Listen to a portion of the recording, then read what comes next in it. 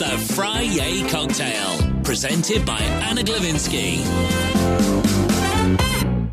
And we're talking about journaling right now. Hands up if you are a journaling addict. And even if you're not, you've definitely heard of the practice. It's something that's becoming more and more popular, more and more widespread. And, you know, even in this time coming up to Christmas, you can get your hands on beautiful journals as people are trying to encourage others or encourage themselves to give it a go.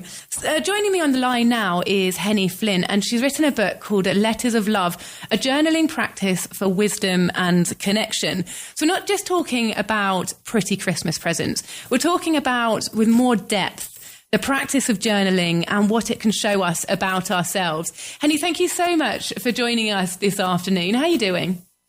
I'm doing really well, Anna, and it's lovely to see you and lovely to be here. Oh, what a very warm welcome. Glad to hear that you're doing so well. It's quite rainy and miserable over here, so you've just given us a little boost. Thank you. How long have you yourself been journaling for? When did you discover the practice of putting pen to paper for yourself? I became very ill in 2016 and almost didn't make it through. And that sort of catapulted me into a whole string of changes. And journaling was one of the things that really supported me, guided me, grounded me through all of the healing that I then did and all life changes that I then made. And it's something that stayed with me all the way through. So it's been about 10 years now. And it's led to so much of the work that I offer. So it's led to books that I've written. It's led to practices that I share with clients. And really, it's such a kind of fundamental part of my life now. And where did you get the idea from? Is it just something that suddenly started pouring out of you? You know, you're ill, you're emotional, and you just did it because you had to? Or did someone present this idea to you? I was on retreat in Ibiza, and it was part of my kind of healing process. I realized I needed to get away and have some time for myself. And the incredible woman who was running the retreat invited us to write a letter from our future self to the person that we were in that moment. And that letter was life-changing for me. And I know that sort of sounds so kind of grandiose, doesn't it? You know, how can one piece of writing be life-changing? But it enabled me to tap into this wise part of me that I now recognize is in all of us. And it led to a whole, it just like opened this floodgate of writing and poetry.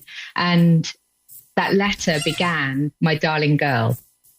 Oh. And I kept finding these pieces of writing kind of appear when I was in really difficult moments. I would find myself writing "My darling girl" and writing to the woman that I was, but from this wiser part. And yeah, so that then kind of led to the more sort of general journaling that I began to do. And so now the practice that I use and the practice that I teach, I call flow journaling, because it's really about this stream of consciousness and opening ourselves up and seeing what falls out of our pen and not judging it in any way, you know, really writing with deep compassion. Did you ever consider yourself a writer before that? Were you somebody who needed words in order to process your feelings? Oh, I love that question.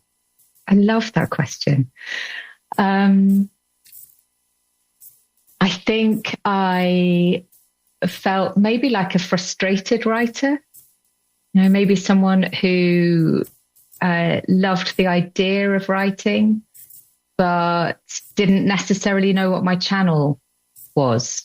So I've always loved words. And as a child, I used to write stories and poetry. But I think one of the things about journaling is that it's actually available to everybody. And so often I'll meet people who will say, oh, I'd like to do it, but I'm just not that great at writing, or I've tried it, but I just can't, I just have a blank page. So the practice that I teach is always with a prompt. And then that opens up this kind of pathway in. And I think that's really helpful. But for me, it really did enable me to see that, yes, I am a writer. I would call myself a writer now. Wow, that's fantastic. And I'm going to share the next couple of questions are quite personal. Did not plan at all to share this live on air, but you've inspired me. So here goes. I had a miscarriage last summer, and it was pretty brutal. And I used my words, but talking out loud, sharing experiences with other people. And I spoke to a colleague. I work in a few different places. I spoke to a colleague who had, when she was younger, chosen to get rid of a pregnancy. And it wasn't until years later that she felt the pain of it. And she suddenly felt blocked, and that she couldn't sort of move on from it. And someone suggested to her, write that child a letter. And then I think it was burn it or something like that. Why? She said it was just so freeing. And I've got some more questions about different things, but on that particular one, why writing a letter to someone? You're writing in your journals to yourself. She is writing to a life that wasn't been, but was also, she did live for a while inside of her. Why is that writing a letter to someone? Why does it help unblock emotions? How does it set you free? Why is that? It's so, well, firstly, thank you so much for sharing that. And what you're tapping into there is the practice of writing the letters of love, which is what this latest book is about. And it is I think that there are a number of ways to look at this. One is it's a practice in compassion. So by writing from a place of love to someone else, to even an aspect of the natural world, it could be, or to another part of ourself, to our anger or our sadness. What we're doing is we're opening up a mechanism to communicate in a way that's actually denied us in many other aspects of our life. There's also something very profound about the physical act of writing. It's an embodied practice, it's a physical practice, a somatic practice. That means that this energy and the emotion that we hold inside us actually has a pathway out of the body, sort of through our arm, down through the pen, onto the paper. We're actually able to shift something that may have been stuck. And I think that really resonates with what you said about your friend's story. The other sort of aspect of this as well is about empathy. And so when we're able to engage with our imagination and come into this kind of creative space of writing to something or someone who will never actually receive the letter. I mean, I suggest with the letters of love, they always remain unsent. We're tapping into this really powerful force of empathy. And that is actually a mechanism of connecting with others, but connecting with our whole human experience, not just, me, myself, and I as the individual, but the breadth of our humanness. So, and actually, even as I'm sort of speaking, I can feel, my body settling. And I think that's also such an enormous part of this work, and how beautiful that your friend experienced that and also shared that with you. Yeah. And Do you think, and I am aware of what you're saying, is that you encourage, you're writing to yourself, you don't send the letters. So I am aware that I'm slightly going off tangent, but I do think it's still relevant. Is writing a lost art these days? Because here on this show, we study a lot of history, anthropology, a lot of historians come on and they get a lot of their information of how a subject they were studying was thinking or feeling at the time from letters. And I'm always astounded at how many letters people wrote that, historians now can go back and look at them. And I thought if people wanted, people in the future want to study us these days, they're going to have a bunch of WhatsApp messages that they can tap into, but they're very short. They're not these long letters that people used to write, where you could really get an insight into how people were thinking and feeling at the time. Are we doing it less these days? Again, Anna, gorgeous question. And I wonder whether that's part of what has inspired this deep interest in journaling now. That, in a way, we're kind of writing to our journal. It's not necessarily always writing to ourselves. It's kind of, we have a relationship with the journal. And maybe because we're not sending letters to loved ones in, other towns or villages, because, we didn't have a telephone, so you'd send them a letter. Yeah. And as to whether it's a bit of a lost art, maybe, although I also see that there are a lot of people who are trying to encourage it now. There are bookshops that are opening up spaces where people can come and write letters. And, obviously there's people like me who are sort of talking about the practice. And I suspect there'll be a sort of almost a kind of settling. So, we've gone through this period of everybody wrote letters, and then we went into the period of everybody wrote emails, and then we're in the period of everyone writes WhatsApp messages. And, at some point, maybe that will, something will kind of balance out and people will start writing letters again, because I think so many people, when you talk about it, they love receiving a letter. Yes. Isn't it the most delicious thing? Yes. A handwritten envelope. So also, one of the practices I sometimes use or often use when I'm running a retreat is at the end of the retreat, I'll get the retreat guests to write a letter to themselves and then get somebody else to address the envelope with their address, so that when it arrives through the post, they don't know who it's from. And then they open it up and it's like, it's this beautiful letter from themselves, So yeah, I think it's something that it would be really, really wonderful to pay more attention to, maybe. And do you think, the value of words being written down plays a role in human individuality and creativity? Because there was a time when we couldn't write, but humans, different people argue this on different levels of the spectrum, but there's a general belief that humans have a level of consciousness or individuality that's apart from other animals. The way that we self-reflect and think, and that consciousness, creativity is what makes us human. So do you think that even perhaps learning the act of writing allowed humans to become more human?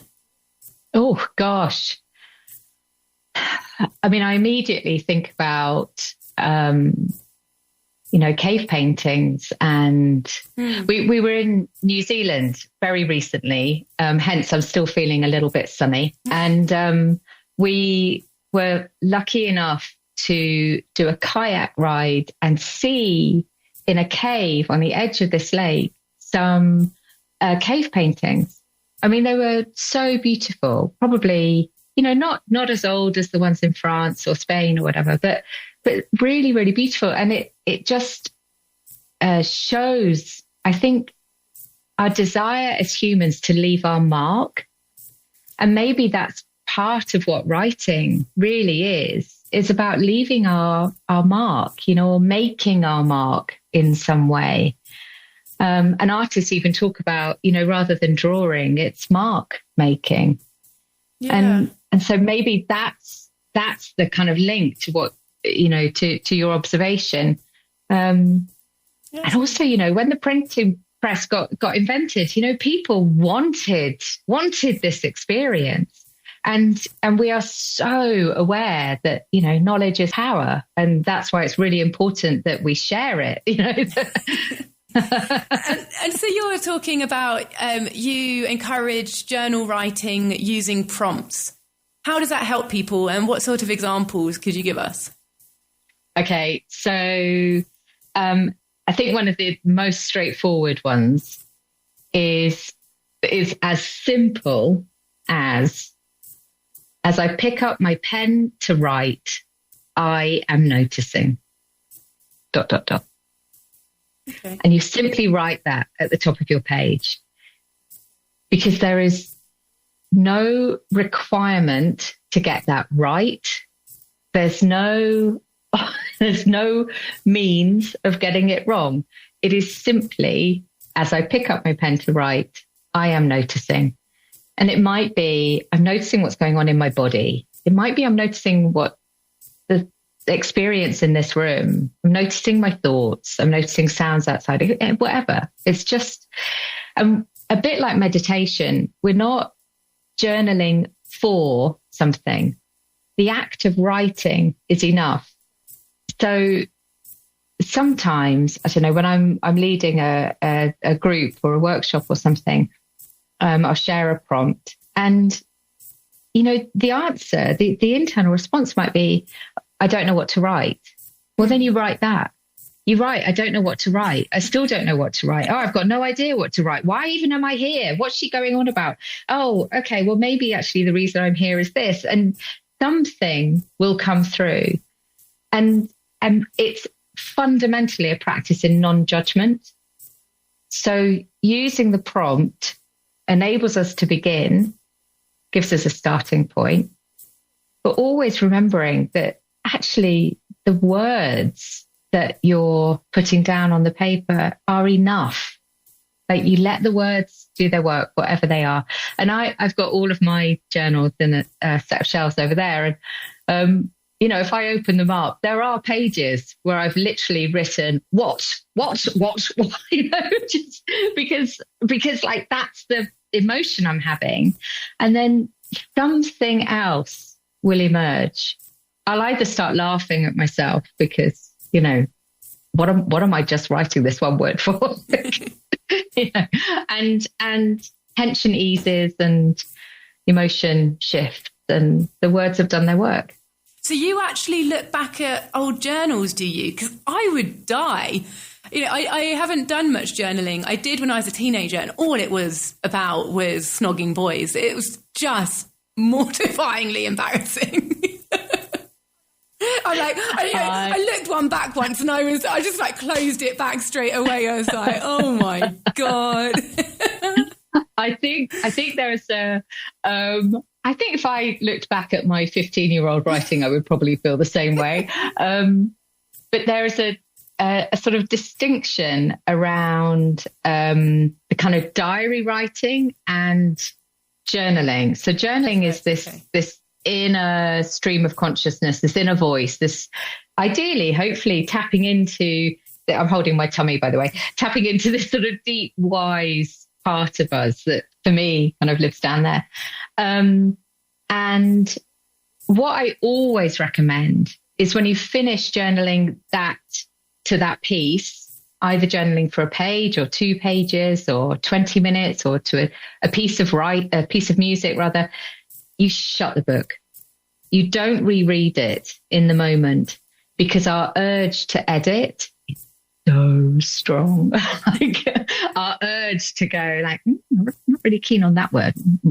And then we go up into our head and we're out of our body and we're just in the critical analysis, mode.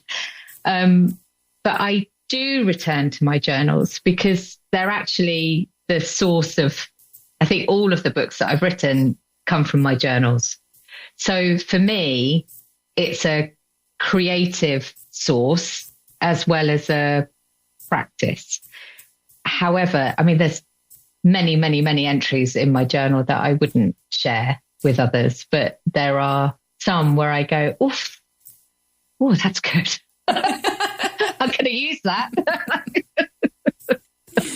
Amazing. And I wanted to ask a question about being in the modern world. You know, writing, putting pen to paper is almost old-fashioned now. You know, we live in a digital world, and we even now, more recently, have AI, which not only can we potentially type our thoughts, we can have our thoughts reflected back to us by a machine that is inherently designed to be really kind. Really, it always tells you lovely things and how like fantastically insightful your thoughts are. Doesn't stay anywhere, you know, it disappears into the thing. They can also tap into science or psychology if you want it to. You know, we're in a world where the scope for journaling could be so different from, you know, using pens and paper. What's your view on that? Where do you sit on that? So no judgment for using or approaching journaling in whatever route feels most beneficial to each individual.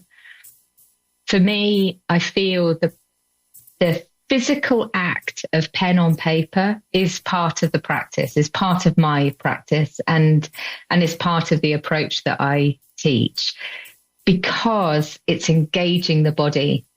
It's enabling us to get out of our heads and into a physical connection with ourselves. I know that there's lots of like journaling apps and even things like Insight Timer, the meditation app. So I'm a teacher on Insight Timer, and they have a journaling function, which, being really honest, Anna, I was a bit cross when I saw that, because it's like, that's keeping people on their phones. Yeah. Whereas the pen on paper, it's actually bringing us into this analog experience, which I think more and more we need to find ways to access that rather than simply existing in a digital environment. But I also really love what you said about AI. My husband calls it a toady. It's always like toadying up, you know, just sort of like telling you how great you are. Personally, you know, sometimes that's quite nice. Yeah. You know, the reason I thought of it is because you talk about empathy and compassion, and you know, at least if AI is going to take over the world, it's got some really nice things to say to you on the way. So. Exactly. I'd much rather that than a kind of an aggressive AI, you know. Right, we better wrap this up now. Letters of Love. What's the book like? What do you want people to get from it? Oh, so the book is part guidance, because I think that's the other thing, is that we often, you know, we're kind of told to journal. Maybe even like our yoga teacher might say, oh, you know, do try journaling, but we don't know how. So there are two books, actually. Letters of Love is the second one. The first one is In the Flow, which really is about the practice of journaling, as we've been talking about with prompts. The Letters of Love is about this very specific letter writing practice. So there's guidance in there. There are prompts for writing letters to different aspects of ourselves. So different parts of us, our emotions. Also to write letters to others, maybe people we've had complexity with, people we've lost, letters to the natural world, and letters to our emotions as well. So it's part guidance, part prompt, and you can approach the book in whatever way you want. You know, open it up at random, write the letter, or follow it through. It's entirely up to you. Oh, fantastic. Well, as I said, the book is called Letters of Love, a journaling practice for wisdom and connection. It's written by Henny Flynn, and you can find it on on Amazon or the Talk Radio Europe bookshop. Henny, thank you so much for joining us this afternoon. It's been a pleasure. Oh, it's been wonderful, Anna. Thank you.